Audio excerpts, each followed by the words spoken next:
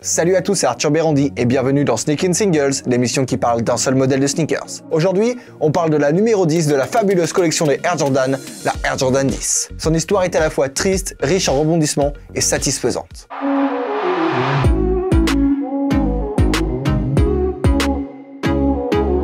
Si vous pensiez que Tinker Hatfield était quelqu'un, maintenant vous allez l'admirer et le respecter à vie après cette histoire. On est en 1994 et Michael Jordan continue sa carrière de baseball qui, comme on l'a déjà dit, ne se passe pas du tout bien. Il enchaîne défaite sur défaite et joue vraiment moyennement. Pendant ce temps, Tinker Hatfield, lui, il continue de créer. Tinker était particulièrement triste, car orphelin de Michael Jordan. Il était le seul de chez Nike à croire à un retour de Michael Jordan sur les terrains de basket. C'est pour cela que dans l'ombre, il continuait à imaginer de nouveaux modèles pour le Jumpman, malgré le fait que tout son entourage, Nike y compris, lui demandait d'arrêter. Mais Tinker était têtu. Il pensait dur comme fer que cet empire qu'il avait créé avec la Jordan Brand ne pouvait pas s'arrêter là. Il n'avait malheureusement plus aucun contact avec Michael Jordan, et donc se devait de concevoir absolument tout par lui-même. Sauf exception, car Michael Jordan, même s'il ne jouait plus au basketball, était encore responsable du design de ses chaussures. Il demandera alors à Tinker Hatfield de retirer l'empiècement en cuir sur les orteils au dernier moment. Mais bon, après cette brève apparition, il va de nouveau s'en aller et laisser ce pauvre Tinker tout seul, qui décidera d'habiller plusieurs autres joueurs comme Kendall Gill ou Nick Anderson avec les modèles du Jumpman.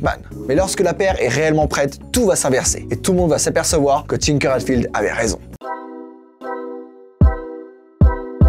Toujours dans sa grande tristesse, Tinker Hatfield décide de concevoir les Air Jordan 10 avec des crampons pour Michael Jordan, afin qu'il puisse jouer au baseball avec. Il vient le voir avec et à sa grande surprise, c'est la grève sur les terrains de baseball. Bon, je vais vous épargner toute la phase de réflexion, mais Michael Jordan se prépare désormais à revenir sur les terrains de basket et il se prépare alors à porter bel et bien la Air Jordan 10. Tinker était ravi, sa vie avait de nouveau un sens dans le monde du design. Mais parlons un peu plus du design de la chaussure justement. Celle-ci était censée être au départ un hommage à la carrière de MJ avec toutes ses prouesses inscrites sur l'outsole comme ses titres de NBA et le MVP dans chaque catégorie. De plus, le numéro 45 était apposé dessus à la place du numéro 23 qui a été retiré par les Chicago Bulls pour lui rendre hommage. Pourquoi je parle au passé? Parce que ça n'a pas duré très longtemps. Les Bulls ayant décidé de lui redonner son numéro 23 peu après. En ce qui concerne les empiècements en cuir sur la toe box, là où il y a les doigts de pied, ils ont bel et bien été retirés à sa demande sur les modèles suivants. Bref, tout ça pour dire que Michael Jordan était de retour dans le game.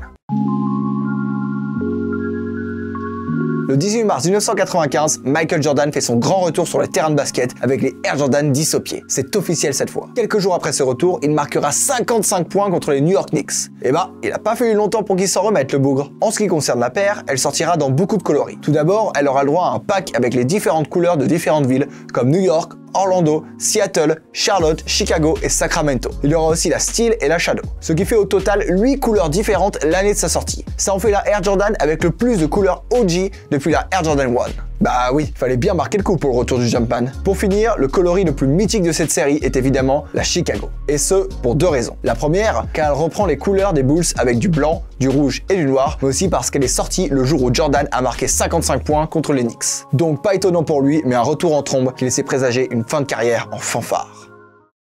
Merci à tous d'avoir regardé cet épisode de Sneakin' Singles. N'hésitez pas à liker, à commenter et à vous abonner si vous avez aimé la vidéo. On a aussi une chaîne Instagram avec des émissions exclusives chaque semaine, n'hésitez pas à nous suivre. Nous remercions également notre partenaire KikiKicks qui nous prête toutes les paires que vous voyez dans le décor et toutes les paires que vous voyez dans toutes les vidéos. Quant à moi, je vous dis à très vite sur Sneak On Air.